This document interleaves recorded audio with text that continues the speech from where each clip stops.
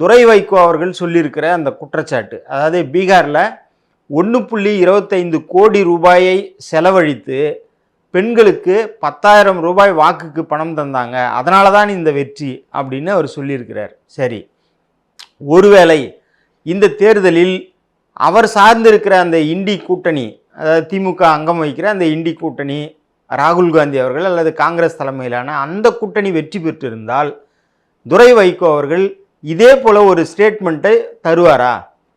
Indie கூட்டணி வாக்குக்கு பணம் தந்தார்கள், அதனால்தான் வெற்றி பெற்றார்கள் அப்படின்னு இவர் சொல்லுவாரா?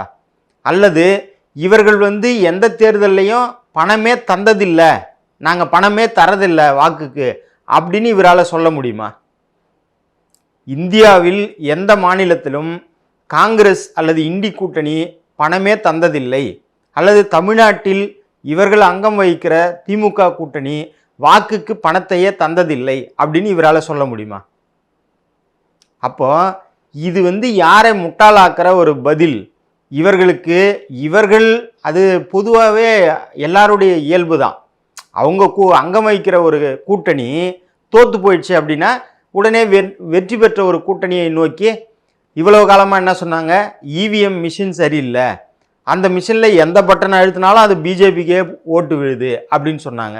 இப்போ அதெல்லாம் கொஞ்சம் பழசாயிடுச்சு போல இருக்குது. அதனால் அடுத்த ஒரு ஆயுதத்தை கையில் எடுத்து பெண்களுக்கு 10,000. இப்போ அதுக்காக நான் பிஜேபி 10,000 கொடுக்கவே இல்லை கொடுத்தாங்க அந்த விஷயத்துக்கு நான் போகல. பிஜேபி கொடுத்துச்சா கொடுக்கலையா அப்படின்றதுக்கு நான் போகலை. கொடுத்துருக்கலாம், கொடுக்காமலே இருக்கலாம், அதுக்குள்ளே நான் போகலை. ஆனால் நீங்கள் இன்னொருத்தரை பார்த்து அவங்க வாக்குக்கு பணம் தந்தாங்கன்னு சொன்னால் நீங்கள் வாக்குக்கு பணம் தராமல் தேர்தலை சந்திக்கிறீங்களா? அந்த கேள்விக்கு உங்கள்கிட்ட என்ன பதில் இருக்குது? அதை துரை வைகோ சொல்லுவாரா நாளைக்கு? நாங்கள் 2026 தேர்தலில் தமிழ்நாட்டில் ₹1 வாக்குக்கு பணம் தர மாட்டோம், இலவசத்தை அறிவிக்க மாட்டோம், நேர்மையாக தேர்தலை சந்திப்போம் அப்படின்ற துணிச்சல் துரை வைகோவுக்கு இருக்கா?